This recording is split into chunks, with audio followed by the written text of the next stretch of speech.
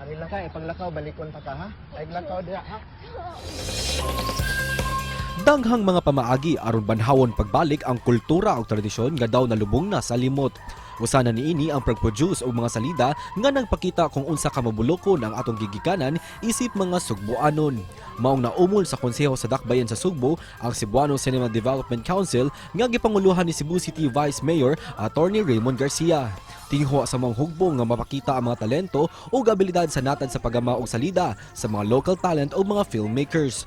Busa this morning mga kapuso, mga itagdugang detalye kabahin niini kauban ang usa sa mga representante nga si Direk Marlon Douglas Hofer kanang tanan dinhilang sa GMA Regional TV Live. Isgutan nato ning pagkaumol mga kapuso sa Cebuano Cinema Development Council pagpalambo ning maong aspeto sa atong kultura ug pelikula. Makauban nato sa mga convener ni Direk Marlon Douglas Hofer. Daghan kayong salamat for joining us, Sir Marlon. Kumusta ug welcome sa GMA Regional TV Live. Maayong buntag, Sugbo, GMA Regional TV Live. Daghan kay salamat for inviting me over. Thank you so Maayong much. buntag ka na tong tanan. Daghang salamat sab sir for joining us this morning, Direk. Unsa may istorya aning pag-create sa Cebuano Cinema Development Council? Unsa may katuyuan nato ani sir? This has been in existence since 2014, no? Unya atoan na siyang gihimo nga mura untag umbrella organization of all filmmakers.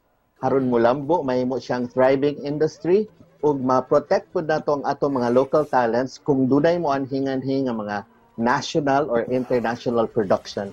Pero sa viable sir para ninyo ang pag-sell ninyo sa Cebu City nga mahimong location para sa lain-lain nga mga shoots?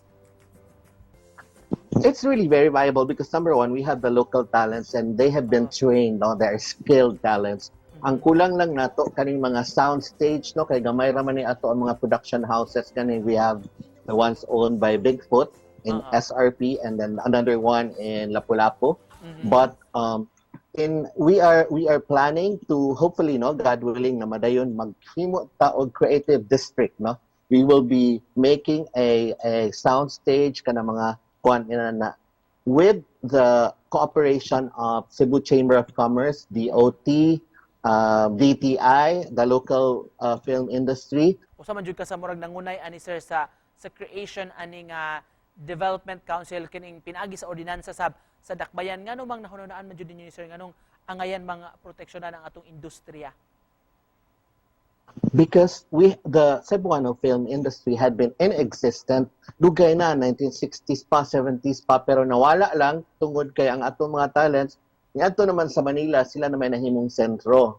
Pero in terms of technology, in terms of skills, na amang yun tay wealth, no, diri sa Cebu nga tungod kay dili buhi ang atong industriya, mamalhin sila glain. So we are expecting nga mamalik sila nga niyo or kining mga bag-ong graduates nato sa cinema school, dili na mo atog laing lugar para mo trabaho, diri na sa ato mismo. Yung kag skills o talent sir, unsa may tan-aw nimo sa abilidad sa mga Sugboanon? Definitely, we are globally competent. We are world class, no? Sir Marlon, for this upcoming sinulog sir, unsa may do na ba mo mga gipangandaman sa council, do na mo mga participation sa lain-lain nga mga events? Yes, we are excited about sa film. We are excited about the Sinulog Film Festival, no, because it has been existent for how many years, and then we always look forward sa mga short films nga mo appeal, no. Unfortunately, walay documentary category for this year. Usa man sa gyud ka sa mga mangunay og aing ani sir or mo judge pud panagsa sir, kumusta man ang output nimo imong natan-awan sa mga entries kani mingon ani the film festival or unfortunately lang sa documentary nga di madayon? Nagkanindot ba sir kada tuig? Ana man gyud na, because you always compete against yourself, no. Kung doon na may uban nga wala nakadaog last year, mo try sila this year, inana bitaw. O gawas of course sir sa Grand Parade, usa sa atong angayang atangan labi na kining judging ining mga entries nga i-submit unya may usually may tabo man na 1 month after the sinulog sir, right? Yes.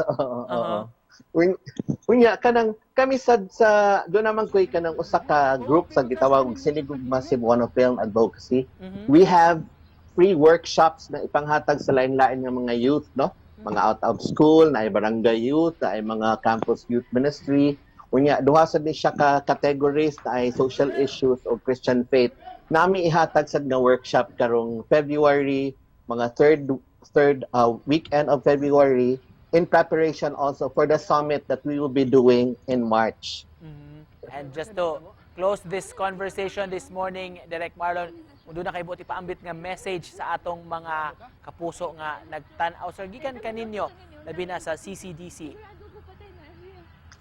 Our creativity has no limits, has no border, and as long as our hearts and our mind is grounded in our experience, in our truth, in our what is beautiful, what is good, then there is no reason nga nung dili ta mulambo. So let's give our best.